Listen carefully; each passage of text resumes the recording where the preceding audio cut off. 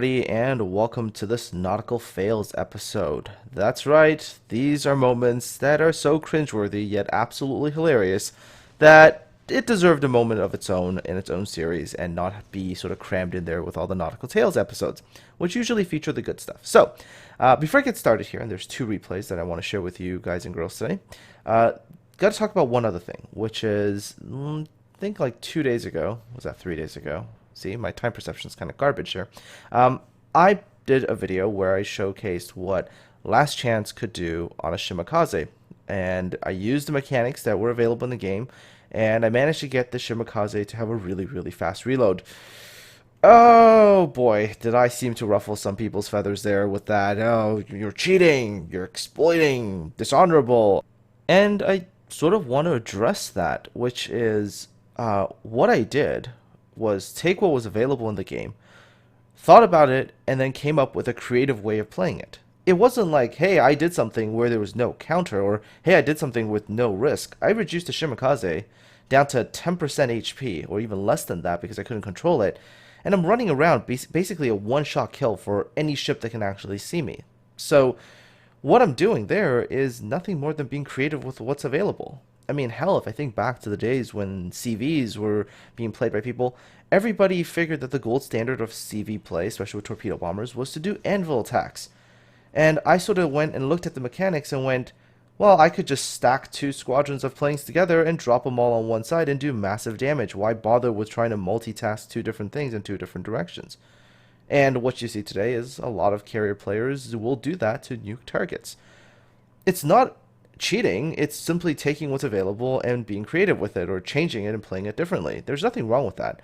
Now, if you're going to think that that was the last time I'm ever going to take a look at the game mechanics and create some new way of playing it, then you're totally wrong, because I'm definitely going to be doing more of those videos. So, if you really don't enjoy me thinking outside the box, creating new builds and new ideas and coming up with different ways to do certain things, you're totally welcome to go hang out with some of the other World of Warships YouTubers, like the Mighty Jingles. Yes, you can always go hang with a gnome overlord. Or of course, you know, since Jingles is like significantly bigger than I am, and I think I need his promotion more than the other way around, you could always go and visit some of the smaller YouTubers, which I'll promote as well. I mean, there's Notzer and Arun and Flamu, and also No Soup for You. I will post their channel links in the video description below, so if you want to go visit them, knock yourself out, and enjoy your time over there.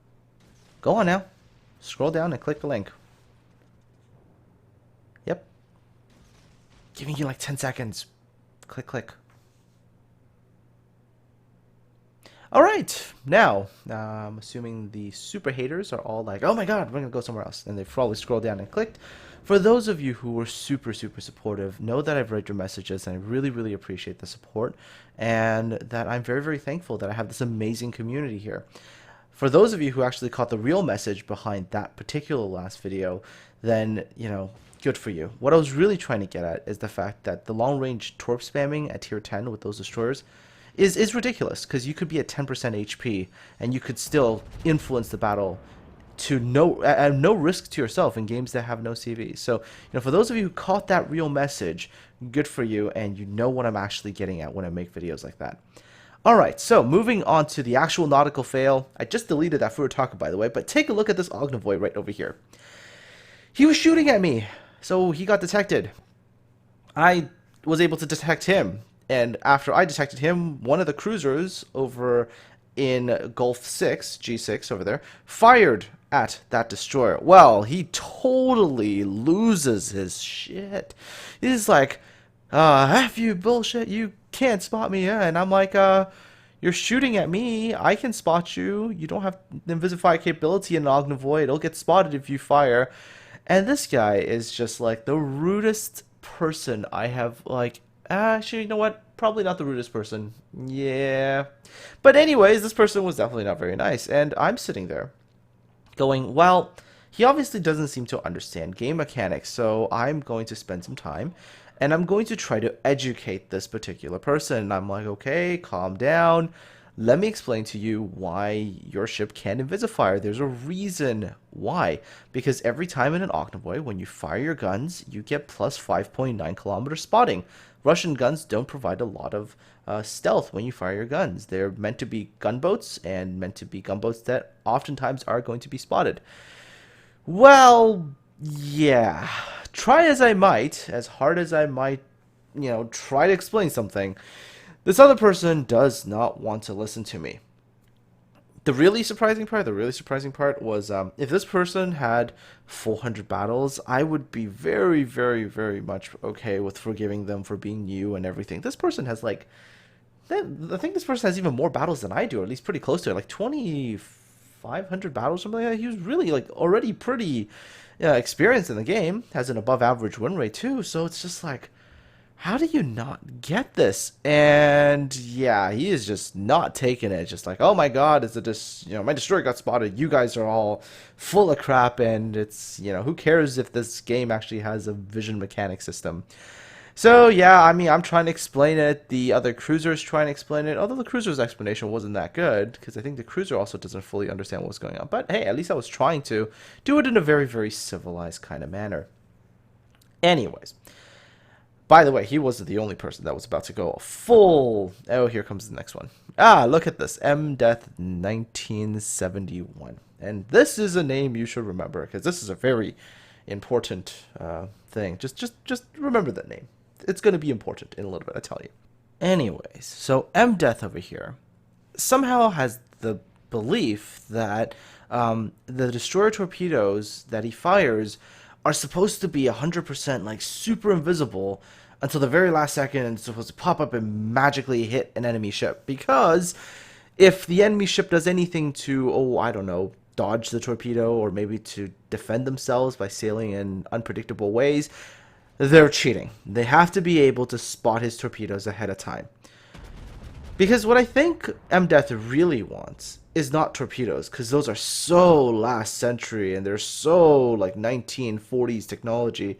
What he wants is combat dolphins. That's what he wants. He wants combat dolphins that'll swim from his ship all the way over to the enemy ship, attach explosive packs under that ship, and then detonate. And the enemy player is just gonna blow up. Because obviously in game design class that MDeath has attended, giving the enemy player a chance to survive and defend themselves is obviously bad game design, and you should always have a 100% hit rate on your torpedoes.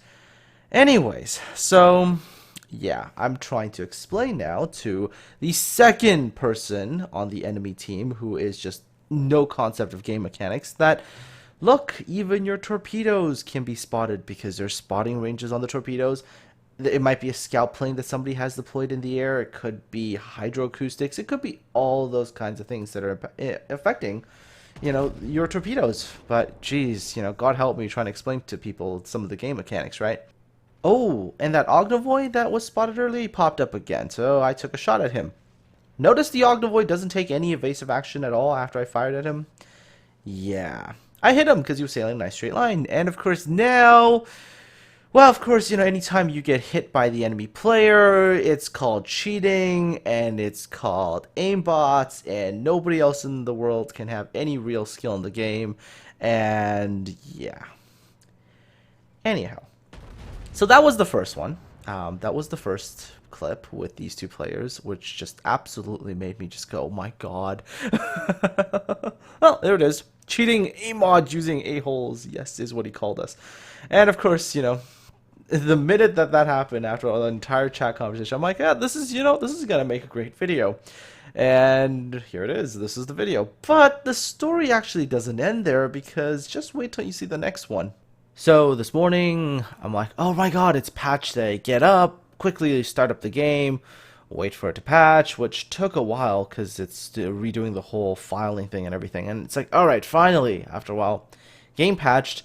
And I'm like, alright, I'm going to get some gameplay done now, because with 5.5, the destroyers like the Udaloy, their turrets are much more durable. And I'm like, yes, finally, I can finish my Russian destroyer grind, because in the past, if you play Russian destroyer, you're almost guaranteed to lose turrets. So I'm like, alright, this is going to be the time to finish it. I'm really, really close to the Khabarovsk. So take my Udaloy, jump into a battle, and I get in, and there's this player over here on my team who is sailing a Rune. DE529, and he says something in chat, and I look at it, I'm like, what? This doesn't make any sense. And what he says is that Shima torpedoes have now been slowed to 57 knots. And I'm like, how? Like, I remember playing the Shima during the public test server, and it still had the long range 20-kilometer set, but they just went 62 knots. They lost 5 knots of speed, but 57? There's no Shima torpedoes that go 57. So I'm like, I'm sitting there and I'm like, oh, okay, this person obviously sees something that I'm not seeing or something. I double checked, by the way, the Shima still has 62 knot torpedoes on the 20K set. But anyways, so he's complaining about the Shima torpedoes being now 57 knots. And I'm like, all right, maybe this player just doesn't have a clue. Oh boy, just wait. This is about to get really, really good. So I'm going to play my battle as usual. I'm going to kill some stuff and everything. And I'm going to skip ahead to the good parts, all right? So get ready here. And here we go. A little bit later on in the battle, I've kind of done a pretty decent job in Udole so far. I've taken care of the enemy team Shimakaze. I've also killed off their Baltimore. So I'm pretty happy with what I've done so far, and I'm doing good. And all of a sudden, the D529 guy in all chat says, lol, and by the way, the spelling is just like all the way through. I'm like, okay, maybe he just can't spell. But anyways, lol, the paint isn't dry yet, but you guys sure have aimbot working. Wargaming should take notes of your programming method. Oh, good lord. At the point in time where I was in this battle, there were 2,000 people on the NA server, and already the accusations of using an aimbot is being tossed around.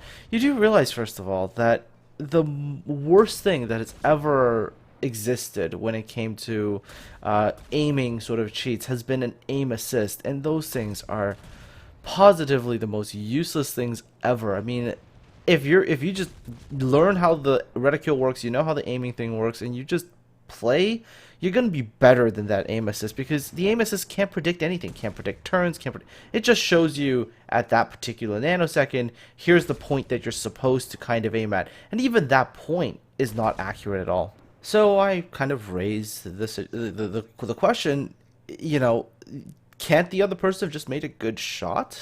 I mean, in these people's mind, they're the only ones that are legally allowed to have good shots. Everybody else is cheating. Oh, but hold on a second. Somebody else jumped into the chat. If they shoot perfect every shot on target, not staying on a single course, then you suspect cheating, and oh look, our old friend MDeath1971 has popped up again, and again, everybody else is cheating. D529 defends himself by saying he's played 9,000 games of World of Warships.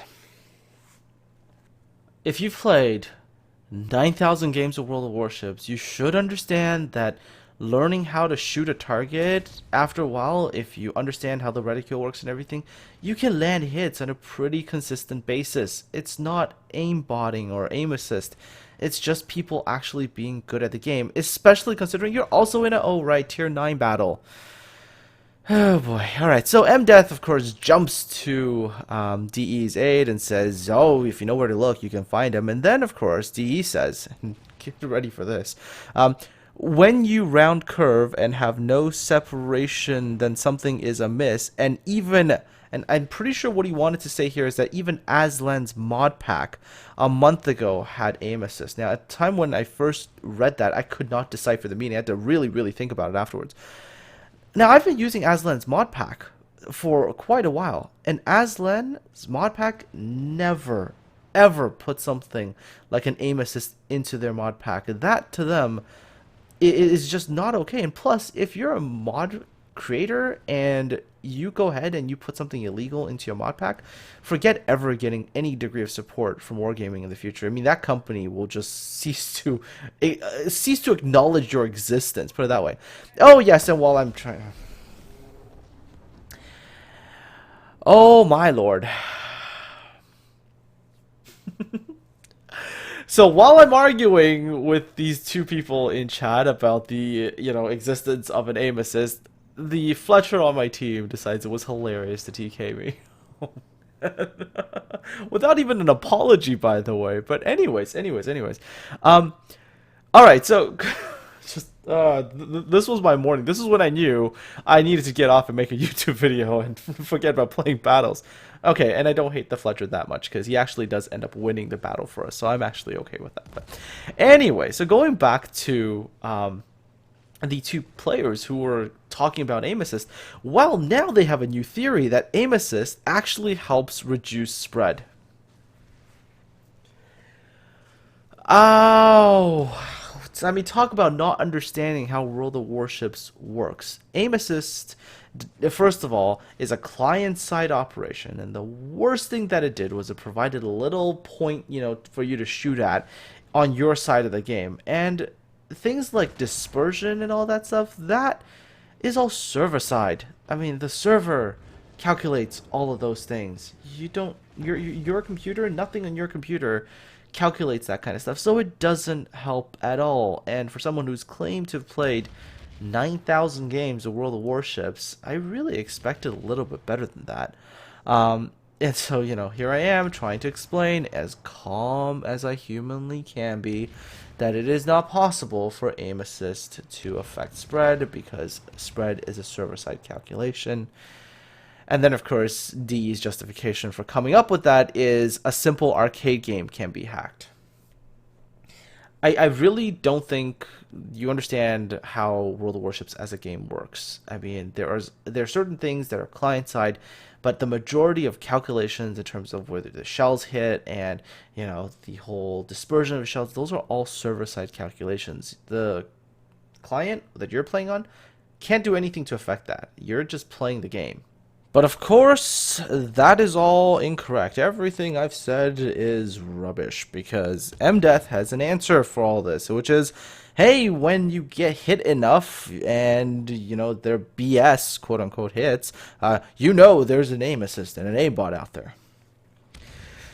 Well, you know what? I mean, I don't normally look at people's stats and use the stats to argue a point at all because I find that, you don't really want to pull numbers out on people unless you absolutely have to because, hey, statistics is a rather advanced bit of science and, you have to really understand what's going on with the numbers there. And for some people, that might be a little bit too complicated, but let me break it down here for you, MDeath, if you ever happen to see this.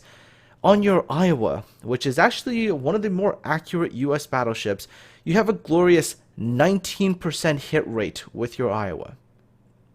So, by your definition, because I have a 30% hit rate on my Iowa, and I'm going to be hitting you that much more frequently, that I am absolutely using an aimbot.